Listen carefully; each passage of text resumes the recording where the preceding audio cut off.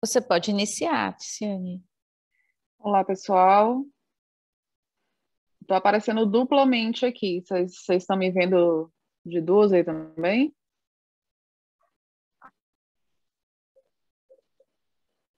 Vocês estão me vendo bem, me ouvindo bem? Sim, nós estamos. Beleza. Oi, Juliana. Oi, Hélio. Oi, Jennifer. Oi, Lucas. Oi, pessoal. Vamos lá. Começando na hora, pessoal. Sejam muito bem-vindos. Sejam muito bem-vindas. Quem se sentir à vontade em abrir as suas câmeras, vai ser bom, tá bom? Vamos lá, vamos começar. Pessoal, quem de vocês, me fala aqui no chat, quem de vocês já conhece o Design Thinking e o Design Sprint? Só para eu saber aqui de vocês. Quem já ouviu falar, quem conhece, quem não conhece? Me digam aí. O Hélio já ouviu falar?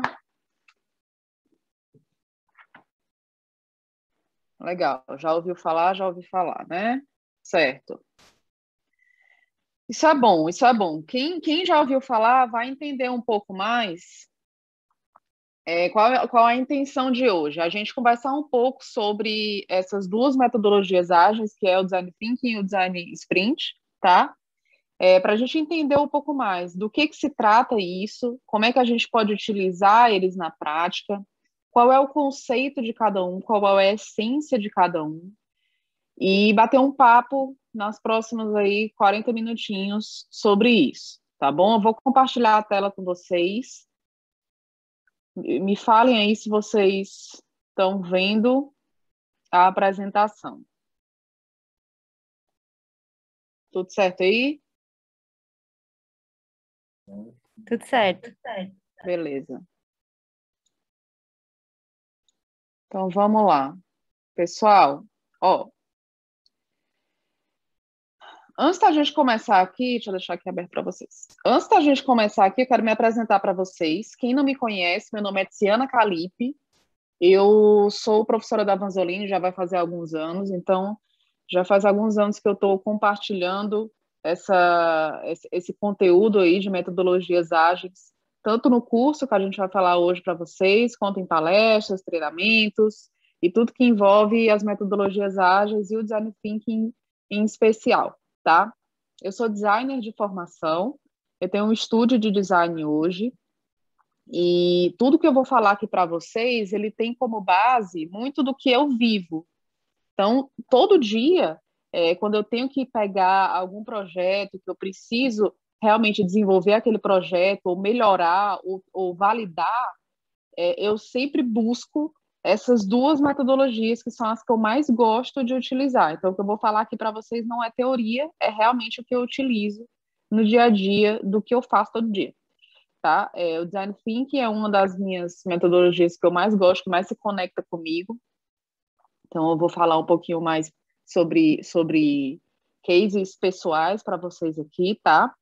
E é isso que eu faço hoje, e a gente vai começar aqui o conteúdo. Eu quero que vocês entendam um pouquinho mais. Vou falar um pouquinho de história para vocês, sem me estender muito, para a gente não ficar muito maçante, sabe? O conteúdo, mas eu gosto de iniciar falando de história para que vocês entendam de onde surgiu o design thinking em si, tá? Acho bacana a gente saber de onde as coisas surgiram. Por quê? Porque a gente muitas vezes fica naquela coisa, daquela modinha, né, gente? Não sei se vocês já perceberam, que às vezes as metodologias, as teorias, elas são bem antigas, mas as pessoas começam a gourmetizar as teorias, começam a gourmetizar as coisas. Aí vão criando um nomezinho bonitinho, aí vão mudando um pouquinho aqui, acolá. Quando a gente vê aquele negócio, ele já tem histórico, um histórico lá atrás, mas a gente acha que é uma coisa nova, que é uma coisa de agora, que é uma coisa contemporânea, quando na verdade não é. Que é o caso do design thinking, tá? Opa. Aí eu vou voltar para esse slide aqui que eu pulei, para a gente começar a conversar. O Hélio abriu a câmera. Oi, Hélio. Vamos lá. Pessoal, eu acho muito interessante a gente falar sobre esse assunto exatamente nesse momento que a gente está vivendo de. Não é nem antes da pandemia, nem depois da pandemia. A gente ainda está no movimento da pandemia, né? Nesse momento aí meio incerto. Então, o que eu vi muito forte nesse momento é que as pessoas tiveram, de forma muito brusca, tiveram que se reinventar, né? Muita gente teve que reinventar. O jeito de fazer as coisas, o jeito de trabalhar, o jeito de comer, né? De pedir comida em casa, o jeito de se divertir, o jeito de se locomover. A gente teve que se reinventar de alguma maneira. Não estou dizendo que as pessoas não foi uma mudança da água para o vinho, foi uma adaptação que a pandemia meio que obrigou a gente a fazer. Então a gente entendeu que pensar e agir da mesma forma da forma como a gente pensava e agir há 30 anos atrás, não vai trazer para a gente cenários diferentes. E a essência do design thinking é justamente essa: é a gente se abrir para a amplitude das possibilidades, para trazer um cenário diferente. Então, quando a gente pensa em criar um projeto, em resolver um problema, usando o design thinking, automaticamente a gente está trazendo uma metodologia ágil, que tem começo, meio e fim, que tem passo a passo, né? Eu vou falar para vocês sobre esse passo a passo, para trazer algo de inovador. A gente não está só colocando uma coisa para rodar, utilizando uma ferramenta só por utilizar. Não. O Design Thinking, ele traz para a gente esse pensamento inovador, esse pensamento humanizado, esse pensamento de conexão. Então, quando a gente for criar um projeto utilizando Design Thinking, a gente vai pensar em quê? Nas pessoas que vão utilizar aquele produto ou aquele serviço. Não é só criar por criar, fazer por fazer. É pensar quem vai utilizar essa solução que eu estou trazendo. Se eu estou criando um aplicativo, quem é que vai usar aquele aplicativo? O que solução eu estou trazendo? E em cima desse pensamento, a gente vai criar tudo que precisa ser criado. Vou dar um exemplo bem clichê para vocês, que eu falei aplicativo agora. Vou dar um exemplo super clichê. O iFood, que é um negócio que a gente usa com muita frequência, né? Acredito que vocês também. O iFood entendeu que as pessoas gostariam de ter uma experiência diferenciada com comida dentro de casa. Então, ele veio trazer essa solução. Então, tudo do iFood é pensado para a pessoa que vai utilizar o aplicativo. Desde as notificações, pessoal, que a gente recebe no telefone, aquelas notificações interessantíssimas, que eu acho super interessante, aquelas notificações, até o momento que você recebe a comida. Aquilo ali é uma experiência. Por isso que no curso do Design Thinking, eu sempre falo para os alunos que eles são criadores de experiências. Porque quem usa o Design Thinking está criando uma experiência para as pessoas, através de um produto ou de um serviço.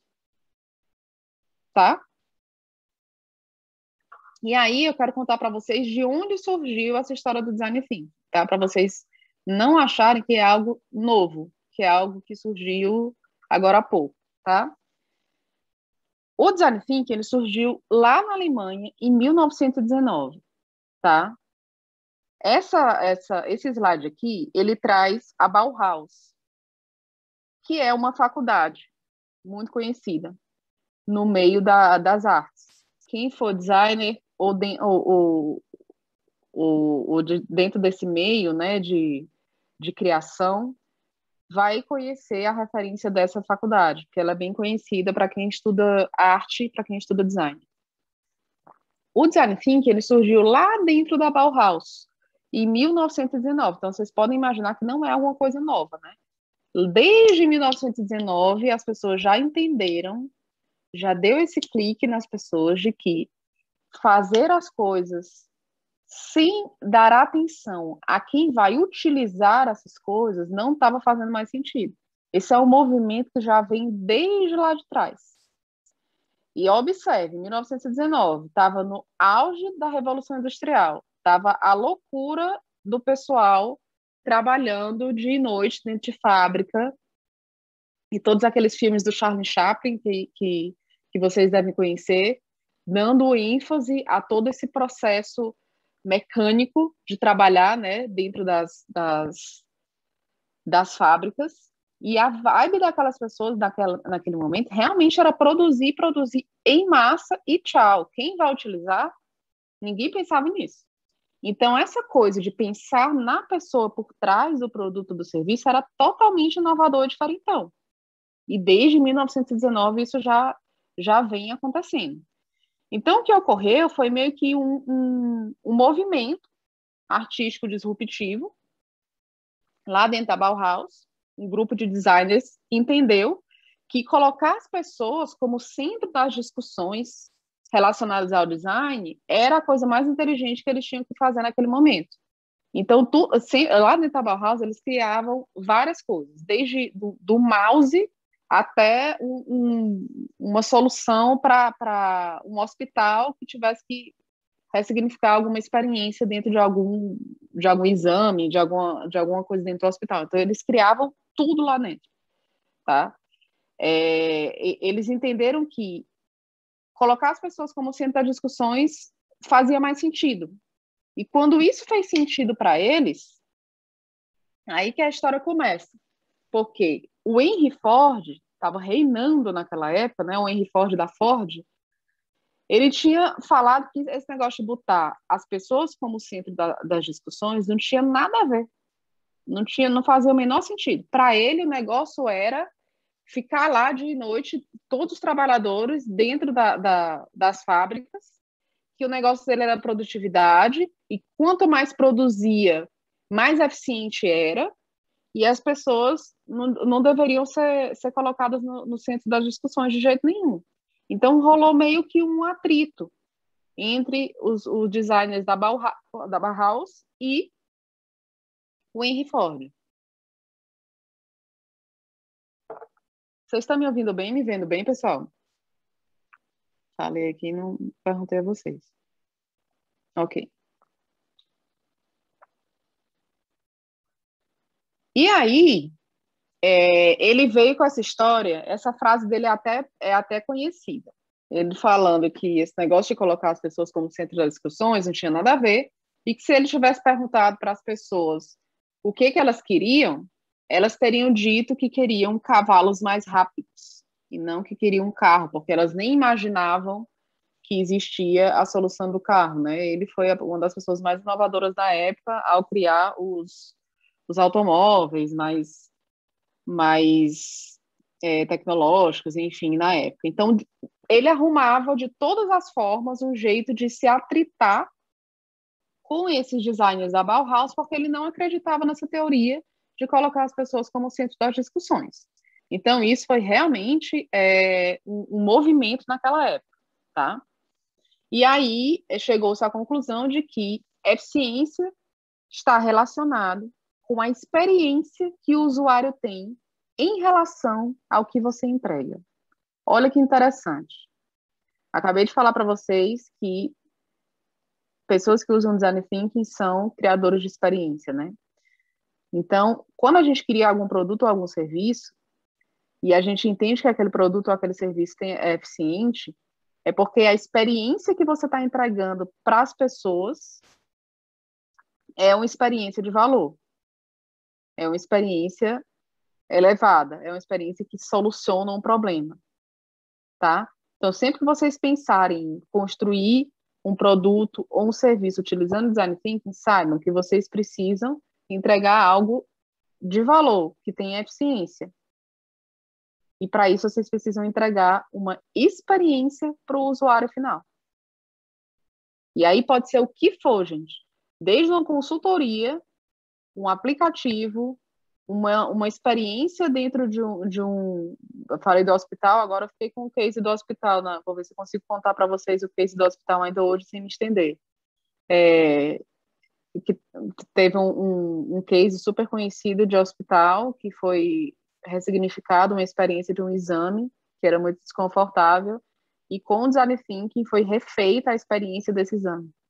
Então, é algo muito interessante que dá para aplicar em todas as áreas, em tudo. Tem gente que pensa que design thinking não dá para usar em serviço, é só em produto. Não existe isso. Produto ou serviço, contanto que você entregue uma experiência para o usuário final. Uma experiência interessante, fluida, que resolva um problema, tá?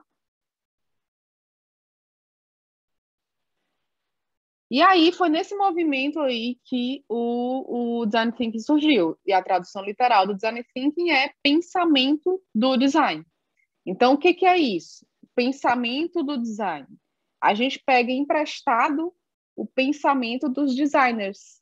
Eu sou designer e eu posso falar com propriedade disso, que o pensamento do designer, ele é um pensamento curioso, ele é um pensamento analítico. Então, ele tem curiosidade de entender a estrutura das coisas.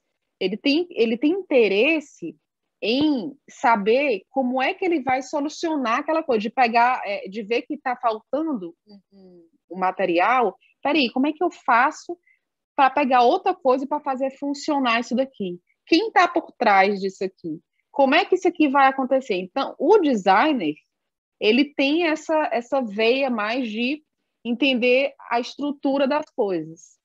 Por isso que a tradução literal é pensamento do design, porque a gente pega emprestado esse pensamento dos designers. Não precisa ser designer para fazer design thinking. Não precisa. A gente só vai pegar emprestado esse pensamento deles. Esse pensamento curioso, esse pensamento analítico, esse pensamento interessado na estrutura das coisas, tá? A energia é essa. Foi aí que surgiu essa história do design thinking, tá? E aí ficou-se na teoria e depois as pessoas começaram a criar métodos para divergir e convergir sobre um grande número de possibilidades para entregar o que as pessoas queriam de fato.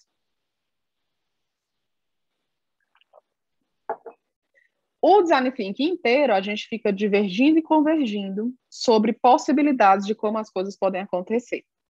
Então, são etapas e a gente diverge e converge, diverge e converge. Vou explicar para vocês cada uma das etapas para vocês entenderem, tá? O design thinking, antes de tudo, ele tem como premissa olhar para as pessoas em primeiro lugar, para conseguir gerar uma experiência cada vez mais agradável em cima do que elas precisam, tá? Quando a gente fala em cima do que elas precisam, às vezes essa coisa pode ficar meio não palpável, né? Porque se a gente fala de, sei lá, os aplicativos que a gente mais usa hoje, né? A gente usa Netflix, a gente usa Uber, a gente usa Rappi, a gente usa iFood, que eu falei. Então, assim, a gente precisa se alimentar, a gente precisa de entretenimento, a gente precisa se locomover. Então, tudo isso são coisas básicas do ser humano. Eu acho interessantíssimo o que o Rappi fez, porque ele inovou um negócio que estava totalmente esquecido, que são os motoboys. Motoboy é um negócio antiguíssimo, que ninguém mais pegava o telefone para ligar para o motoboy. Eu, pelo menos, nunca mais liguei para o motoboy. A não ser quem tenha empresa física que precisa levar e trazer documento, mas é um negócio muito antigo, concorda? É super antigo. O Rappi veio, deu uma nova roupagem para o motoboy, criou um aplicativo em cima do que ele sabia que as pessoas sempre iam precisar. As pessoas vão sempre precisar mandar buscar um negócio. As pessoas vão sempre precisar, tem uma função lá de você cadastra o cartão de crédito e pede para ele trazer o dinheiro, né? Tipo, sacar dinheiro. Então, são necessidades simples, às vezes, que a gente vai trazer uma nova roupagem e criar algo inovador em cima disso. Não precisa inovar, reinventar a roda. Já tá aqui, as pessoas já têm necessidades, tá? Então, olhar para as pessoas em primeiro lugar é a premissa básica do design thinking, é olhar e ver, gente, o que as pessoas estão precisando aqui? O que elas precisam aqui? Como é que eu consigo gerar uma experiência em cima disso? E pronto. E é isso, o foco é esse. Eu vou falar um pouquinho para vocês desse case que é o case do hospital que eu acabei de falar para vocês, que é o do o Doug, ele é o design industrial da GE. Não sei se vocês conhecem essa empresa é super conhecida. Tem alguém na área da saúde aqui, gente? Meu chat. Ninguém da área da saúde?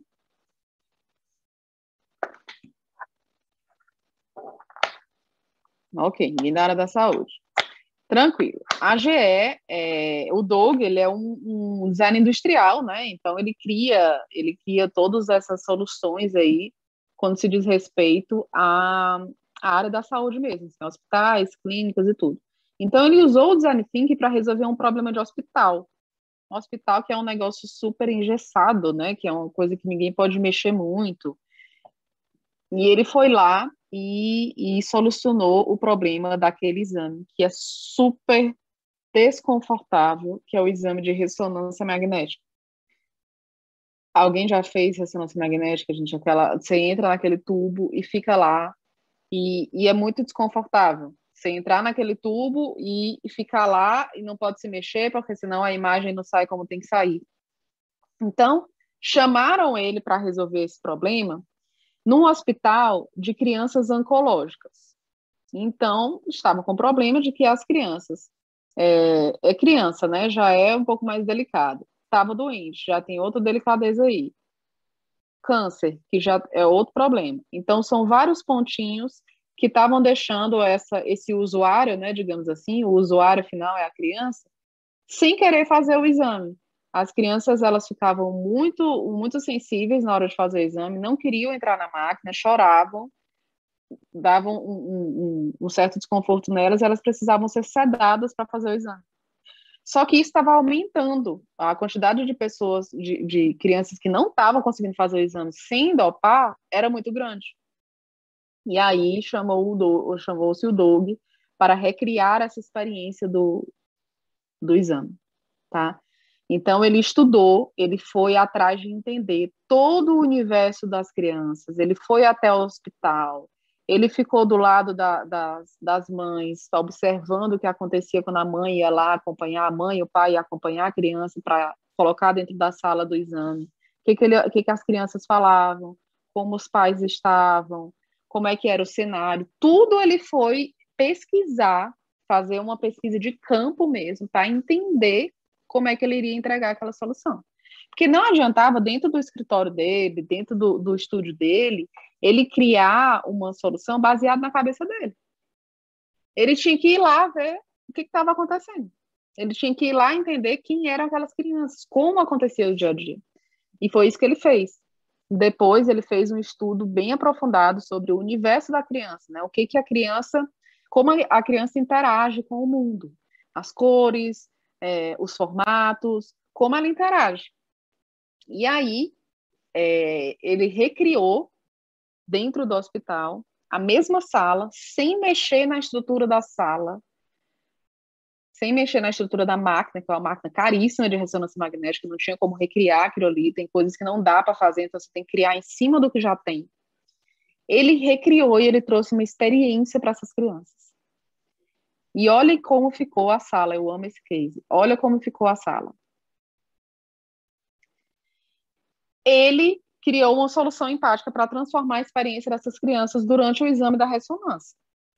Ele não mexeu na sala, ele não mexeu na máquina, ele simplesmente envelopou a sala como se fosse o fundo de um oceano. Então, a criança entrava e ela era envolvida na história de que ela era um pirata, de que ela ia viajar, de que ela não podia se mexer, porque senão acordava os peixinhos, era uma coisa assim. Então, foi toda uma experiência que ele criou, sensorial, para que as crianças tivessem uma nova experiência dentro do mesmo exame. O exame não mudou, gente. O exame era o mesmo, o tempo era o mesmo que ela passava lá dentro, tudo era igual. Só que ela entrava e via o fundo do oceano, e via os peixinhos. E os enfermeiros, eles eram treinados para ir falando sobre, tinha uma história lá, né, que eles iam contando para a criança ir relaxando. Tem até outra foto aqui, ó, olha, de cima. Olha que interessante. A sala inteira envelopada. E aí, tem esse videozinho, deixa eu passar aqui para vocês.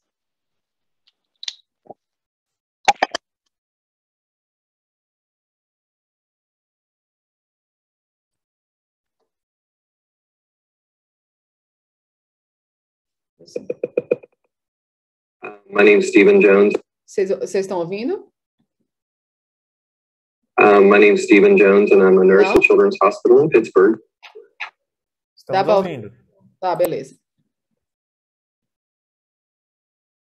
My name is Stephen Jones, and I'm a nurse at Children's Hospital in Pittsburgh, here in the radiology department, and exactly in my favorite room, which is the pirate room that we've designed with GE, and it's themed to help the children, get through the scans, feel a little bit more comfortable, to feel like it's not so medical, more friendly, and that way we can use that atmosphere to warm them up, get them into the scanner, and then from that point to complete the exam. It'd be like 6 or 7 years ago, it would be Professora, plain seu old. vídeo não tá rodando, tá indo só o áudio. Ah, aqui tá... Peraí, gente. Eu vou tirar aqui e vou colocar novamente. Veja se vocês estão vendo agora. Agora sim? Tá bom. My name is Stephen Jones, and I'm a nurse at Children's Hospital in Pittsburgh, here in the radiology department, and exactly in my favorite room, which is the pirate room that we've designed with GE, and it's themed to help the children, get through the scans, feel a little bit more comfortable, to feel like it's not so medical, more friendly, and that way we can use that atmosphere to warm them up, get them into the scanner, and then from that point to complete the exam. It'd be like 6 or 7 years ago, it would be a plain old scanner with no decorations at all, and kids who look at that machine as being something very scary. And I would just look at my coworkers for little things that they would do to help the kids get through those scans. Everything from pretending that they were at a hair salon, getting their hair washed, to paint their nails, imagination that we're going somewhere, some things like that. And then we decided as a group to go ahead and decorate the scanners. And that seemed to be a great step in the right direction. And so we just continued with that train of thought and added some massage therapy, rocking the scanners, putting the parents up on the scanners with the kids, making it more fun, storytelling and things like that. Then we started working with GE, and then we actually themed out some of the rooms to be a story. So in many situations, I will be in a room preparing the child to come into the scanner, and I'll start talking about the pirate adventure, actually giving the kid a pirate hat to wear, getting them to usually get on board with me, going, "Arr," you're like, "What does a pirate say?" And they're like, "Arr." And so we'll just run down the hallway together to get on the pirate ship. And then once we do, it's usually pretty easy to get them through the scan. A lot of the doctor's offices take a while to realize that, this kid doesn't need sedation. They'll be just fine doing this test because we work with the kids that well. And so they're surprised. And over the years, it's kind of funny that they've caught on to it. Like, "Oh, no, you'll do fine at Children's." They don't even order sedation anymore because they know you'll be just fine. You're going to Children's, and that's going to be great because you're going to have a good experience.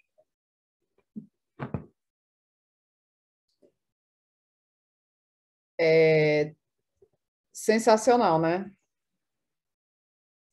E o mais interessante é, com o tempo, as crianças simplesmente não precisavam mais ser sedadas. E foi só o envolvimento com o storytelling, né? Foi só o envolvimento com a experiência. E é isso que eu quero que vocês vejam. No final das contas, o negócio todo é você trazer uma experiência para as pessoas que vão utilizar o produto ou serviço de vocês. Deixa eu voltar aqui os slides.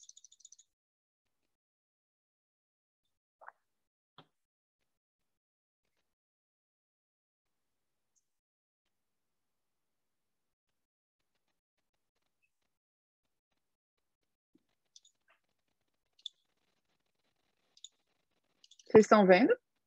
Tá, né? Beleza. Estamos.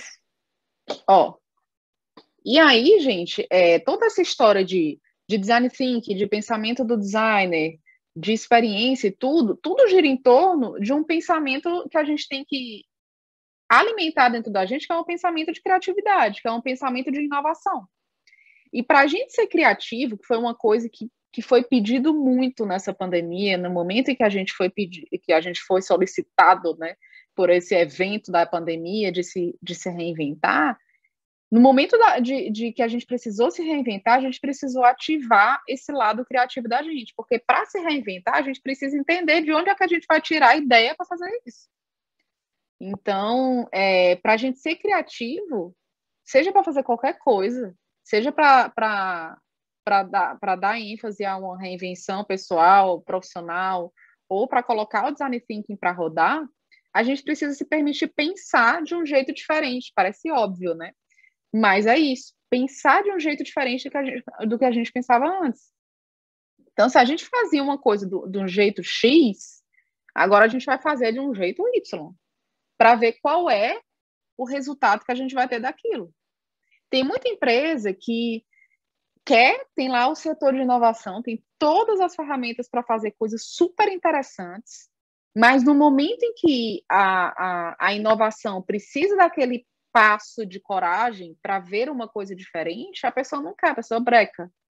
Não, porque é mais seguro fazer dessa forma que a gente sempre fez e tudo mais. E aí trava o pensamento inovador, o pensamento criativo. Tá? Então, quando vocês estiverem pensando nesse processo do design thinking, ou executando o processo de design thinking, saibam que se vocês continuarem pensando do jeito que vocês sempre pensaram, não vai dar muita coisa. Realmente, vocês precisam... E as ferramentas que são utilizadas dentro do design thinking, elas ajudam vocês a tirarem de vocês esses pensamentos diferentes, tá? Não é na doida não, tá, gente? Cada passo do design thinking tem as ferramentas, que eu vou falar aqui para vocês, que a gente vai utilizar. E essas ferramentas ajudam a gente a ter esse pensamento mais criativo, mais inovador, mais disruptivo, tá? E aí, eu quero deixar bem claro aqui para vocês que a ideia do design thinking é a gente entregar sempre, sempre, sempre coisas interessantes e viáveis para a outra pessoa e não para a gente. A gente tem muito essa mania de querer, principalmente quem trabalha em empresa, né? Quem é funcionário de empresa. Você precisa ser sempre treinado para pensar no que é bom para a empresa. Então, para a gente, né? Sempre eu, empresa, eu, pessoa. Só que o design thinking, ele convida a gente a olhar para o outro. O que é importante para a outra pessoa. E entendam que se a gente entende e resolve o problema da outra pessoa, do nosso cliente, automaticamente ele resolve o nosso. Ele compra da gente e coloca o nosso financeiro para rodar. É uma troca. É literalmente uma troca. Tá? E aí, sendo ou não designer, você consegue colocar o design thinking para acontecer. Agora, se você não tiver uma capacidade de se colocar no lugar do outro, de alguma forma ter uma porcentagem de empatia em você vai ter uma dificuldade horrível de fazer o design thinking. Muito ruim mesmo fazer o design thinking quando você não consegue se colocar no lugar do outro, quando você não tem interesse pelo outro, quando você não tem familiaridade com esse movimento mesmo de se colocar no lugar do outro, porque praticamente todas as ferramentas que você for utilizar, você não vai conseguir fazer. Você não precisa de nenhuma habilidade de designer para fazer o design thinking. Se você souber desenhar, souber fazer umas coisas legais, vai ser ótimo, porque o projeto vai ficar mais interessante, principalmente na hora de prototipar. Mas isso e nada dá no mesmo. Agora, se você não conseguir ou tiver uma dificuldade grande de se colocar no lugar do outro, você vai ter sérias dificuldades, porque isso é extremamente essencial quando a gente for fazer o design thinking. Tá? Você só precisa, definitivamente, de tempo, uma equipe, porque design thinking não se faz sozinho, tem que ser em equipe, e um nível de preocupação e empatia pelas outras pessoas. Se você tiver isso, você já está apto a fazer o Design Thinking. Tá bom? E resolver o problema de alguém como se fosse o seu problema. Tem um case que eu coloquei isso aqui muito em prática.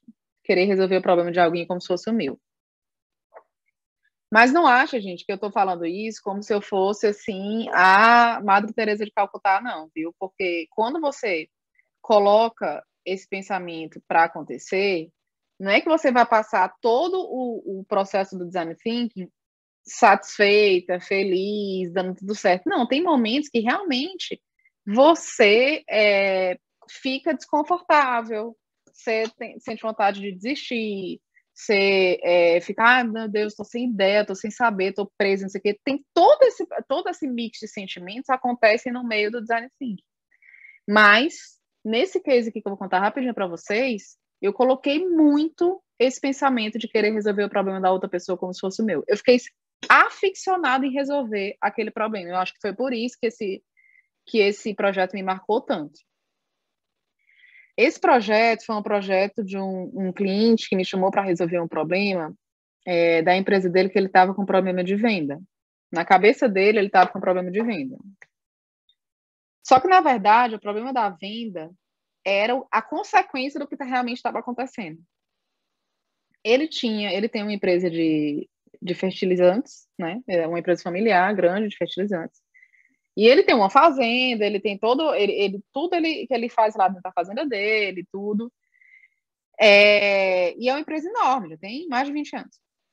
E aí ele estava com esse problema de que ele recebia o pedido era embalado, era colocado dentro do caminhão da empresa dele e era entregue para o cliente.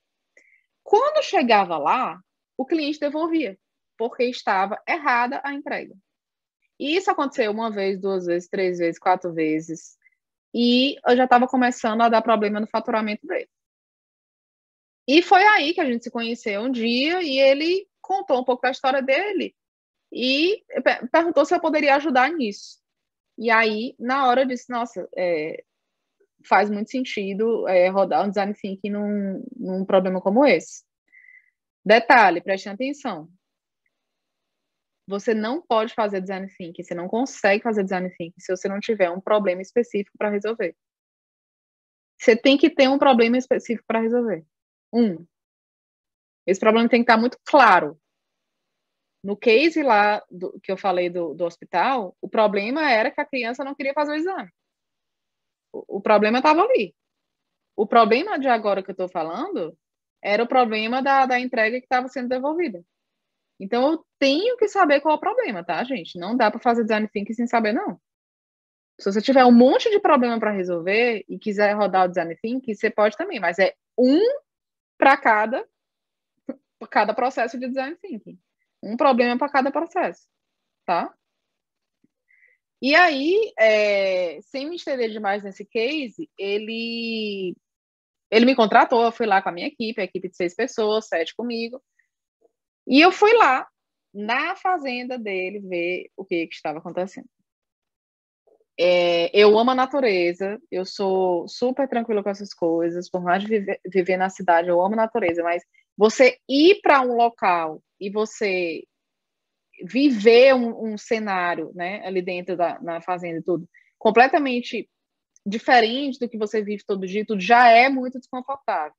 Então, por mais que eu tenha tido toda a estrutura lá e tudo mais, e eu fui com a minha empresa e tudo, se você não tiver o pensamento muito fixo de que você que você quer resolver o problema da pessoa, você começa a ver problema nas coisas, sabe? Então, por isso que eu quero dizer para vocês que não é um conto de fadas, mas é um negócio muito legal quando você consegue fazer e no final você entrega a experiência fechadinha, bonitinha para o cliente, porque você viu que você resolveu o problema dele. Então, eu fui para essa fazenda, eu passei lá mais de uma semana com a minha equipe, para a gente entender a fundo o que estava acontecendo lá dentro. Então, todo dia eu via o processo de trabalho deles, todo dia eu via os fazendeiros para um lado e para o outro, como eles trabalhavam, eles conversando, eles almoçando, colocando os pedidos dentro dos caminhões e tal, e tentando entender. Num belo dia, a gente, após almoço ali, eu chamei um dos fazendeiros para conversar, perguntar ali uma coisa ou outra e tudo. E eu descobri, gente, que eles não sabiam ler nem escrever nessa conversa. E detalhe, a gente já tinha passado, já tinha feito um monte de ferramentas, já tinha entendido outras coisas que não tinham nada a ver com o que realmente estava acontecendo. A gente já tinha passado um maior tempão olhando ali, conversando, validando, tentando entender. E num belo dia, num almoço qualquer, eu descubro que os funcionários não sabiam ler nem escrever. E o dono da empresa nem sabia disso.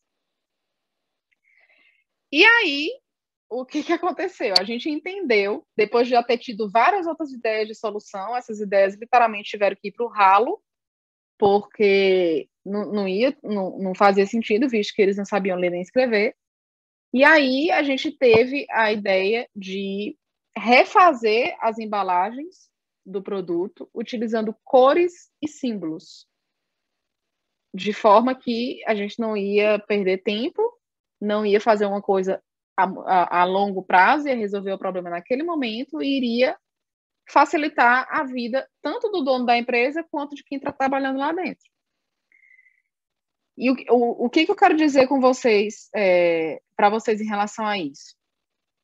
É que quando a gente tem muito fixo na nossa cabeça que a gente vai resolver o problema da pessoa, a gente tenta encontrar de todos os jeitos, por todos os lados, o que realmente está acontecendo, porque é no cerne do problema que a gente vai ter as ideias que a gente precisa ter.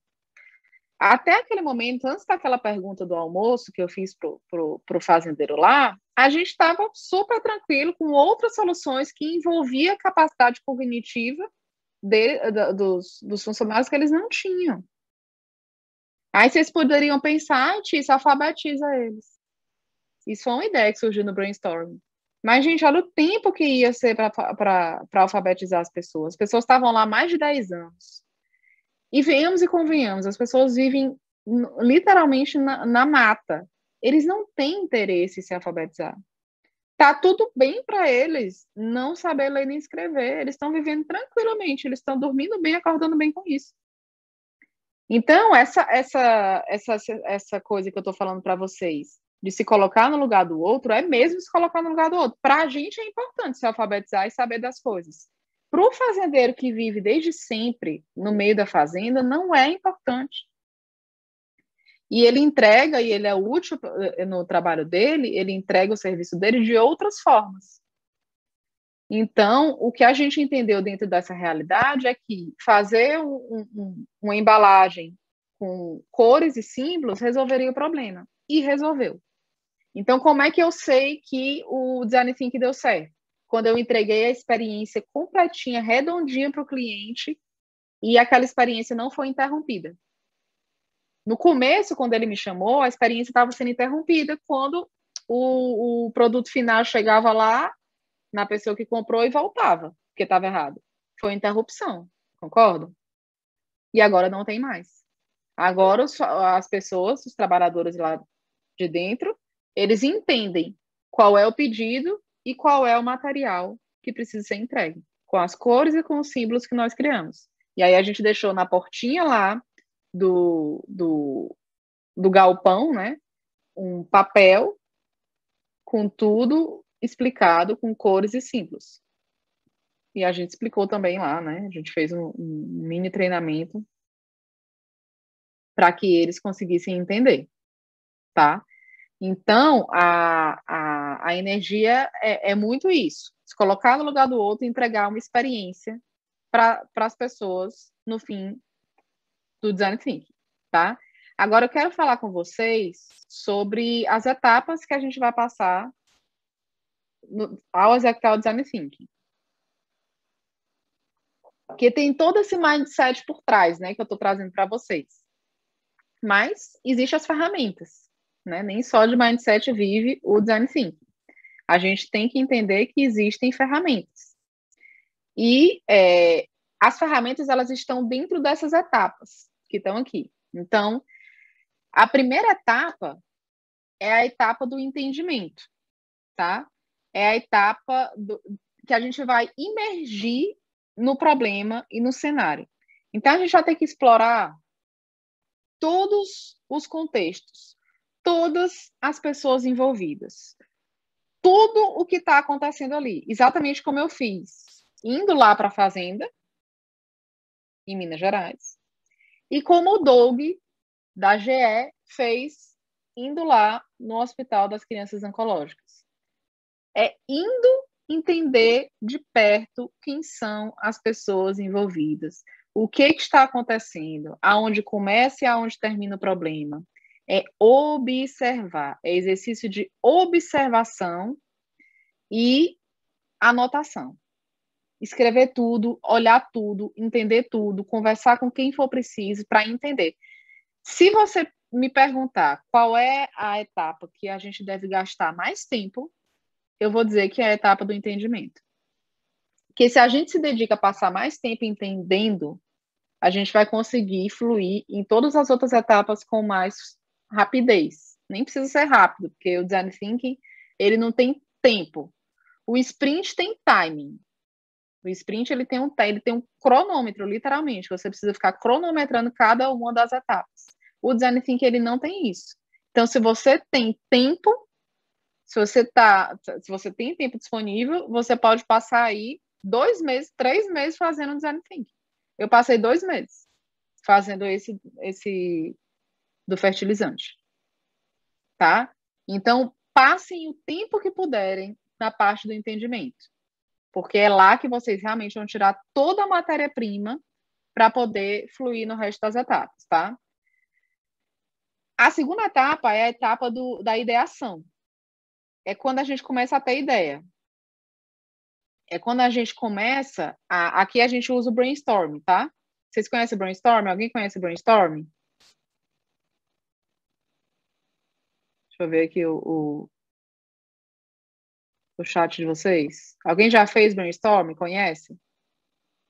Hélio disse sim, Juliana sim. Pronto, aqui a gente usa muito brainstorm. Então, a gente vai criar o máximo de ideia e versões de soluções possíveis para solucionar esse desafio. E é assim o negócio, gente, sem filtro. É só colocando ideia no papel e deixando sair. Ideias mirabolantes. Vai, bota lá também. Então, esse é o momento de idear. A terceira etapa é para alinhar. Então, a gente vai, em grupo, entender quais são as ideias com mais potencial de aplicabilidade, quais são as ideias que não tem nada a ver que vai ter que sair dali, tá? E aí, existe ferramenta para isso também. Aqui, na quarta etapa, a gente vai prototipar. Então, a gente vai escolher uma ideia em grupo que tenha sentido ser colocada para frente e vai fazer o protótipo dela. Então, o protótipo em si, ele pode ser um vídeo, uma peça teatral, uma maquete. Nesse formato online, que a gente está agora do curso de Design Thinking, online, a gente consegue fazer uma mescla entre os tipos de protótipo, né? Então, você pode fazer um vídeo misturado com uma apresentação de slide, tem gente que faz até a peça teatral com a câmera. Então, pode colocar a criatividade aí para rodar, porque funciona. Você só precisa mostrar que a tua ideia tem forma. Você só precisa explicar a sua ideia através de um protótipo, tá? Que é a quarta etapa.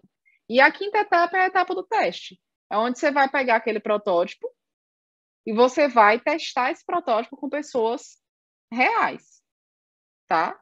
Como a gente fez lá no fertilizante. A gente fez um protótipo da embalagem e mostrou para os fazendeiros, para as pessoas que estavam lá responsáveis pela entrega dos produtos. Eles entenderam. Eles conseguiram entender qual era o conceito, eles conseguiram entender diferenciar um fertilizante do outro. A gente se preocupou em colocar informações e cores posicionadas na embalagem de acordo com o espaço da prateleira e como os fazendeiros olhavam para a prateleira. Então, não podia ser a cor na parte de cima da embalagem, tinha que ser na lateral, porque era como as embalagens eram guardadas. Então, teve todo um movimento pensado para que o usuário final, que era o fazendeiro, conseguisse entender aquilo ali. Não adiantava eu testar esse protótipo da embalagem com o dono da empresa, senão é ele que vai mexer nos produtos para poder entregar. Eu tenho que testar com o usuário que vai usar. Então, é o que eu digo para vocês. Terminou o protótipo, a quinta etapa é a fase de teste. Testar com usuários reais. Testar com gente real. Tá? E cada uma dessas etapas tem as ferramentas que a gente vai poder utilizar. Tá certo? Deixa eu tirar aqui e falar com vocês. Pronto. Aqui, pessoal, no Design Thinking, são essas duas metodologias que são o Design Thinking e o Design Sprint, elas são muito parecidas. O Design Thinking, ela tem essas etapas que eu expliquei agora para vocês, essas 5 etapas. O Design Sprint, ele também é uma metodologia ágil, só que ele acontece em 5 dias.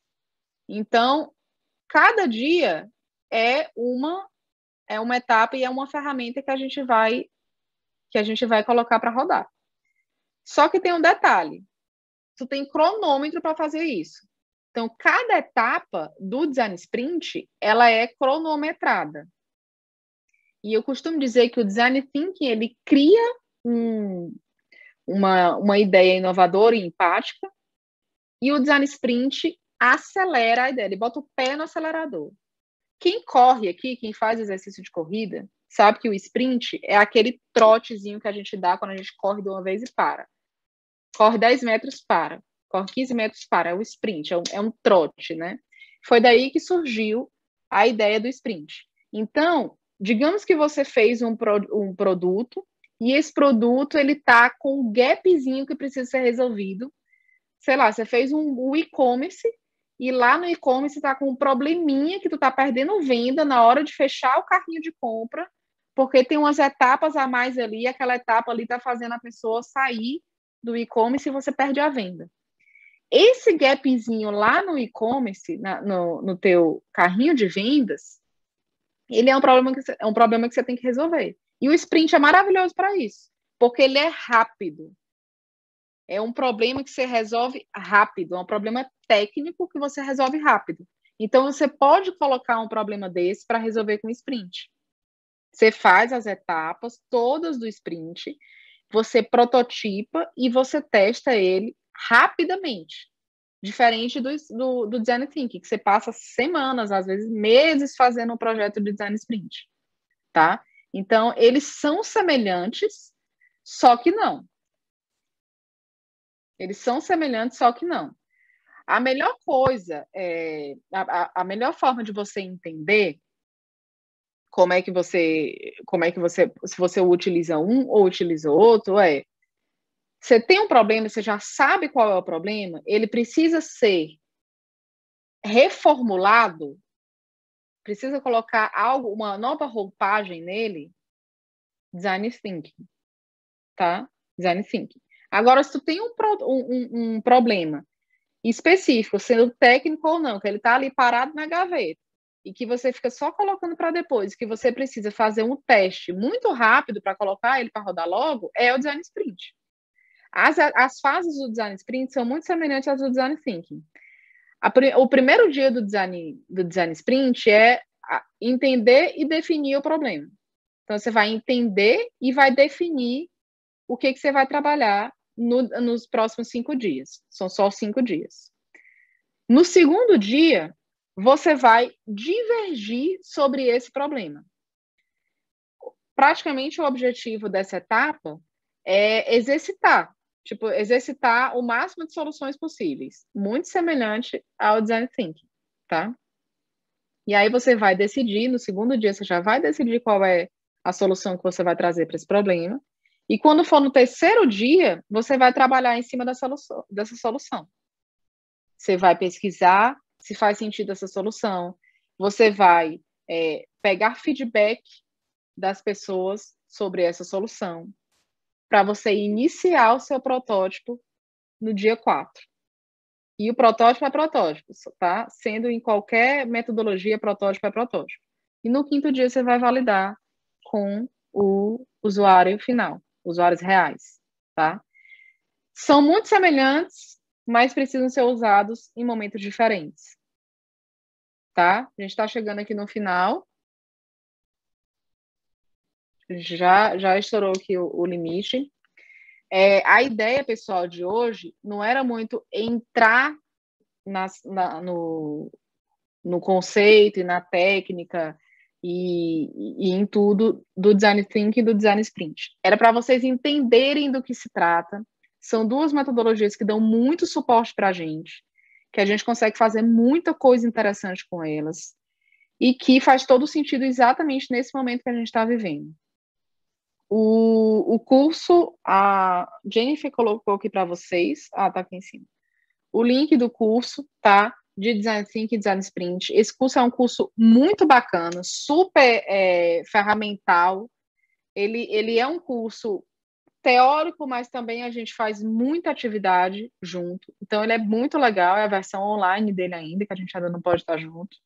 Então, se vocês se interessaram por esse tema, cliquem aí, falem com a Jennifer, porque vai ser bem interessante essa nova turma, tá? A gente está trazendo coisas bem novas agora, a gente já fez 3 turmas na pandemia e vai entrar na 4ª agora. E eu espero que vocês sejam meus alunos, que vai ser sempre interessante a gente trazer novos criadores de experiências para o mundo está precisando. A Jennifer já colocou aqui.